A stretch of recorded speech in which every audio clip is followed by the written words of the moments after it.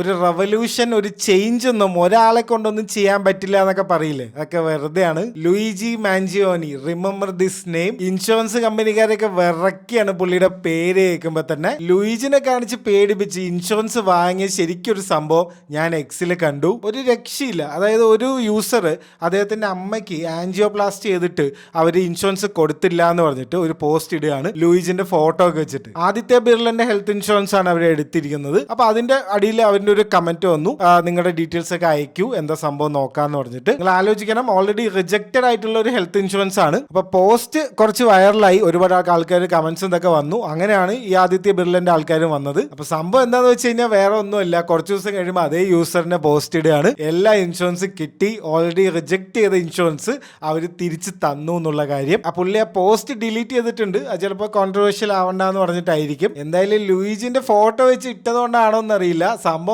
Insurance ഒക്കെ കിട്ടിയിട്ടുണ്ട്. ഇനി ആർക്കെങ്കിലും എന്തെങ്കിലും ഇൻഷുറൻസ് കിട്ടാൻ ബാക്കിയുണ്ടെങ്കിൽ ഇങ്ങനെ ഒരു പോസ്റ്റ് ഇടുന്നത് നന്നായിരിക്കും. അങ്ങനെയെങ്കിലും ഇവന്മാർ ഈ പാവങ്ങളെ പറ്റിക്കുന്നതൊക്കെ ഒന്ന് നിർത്തട്ടെ. സന്തോഷം മാത്രമേ ഉള്ളൂ ഇതൊക്കെ കാണുമ്പോൾ.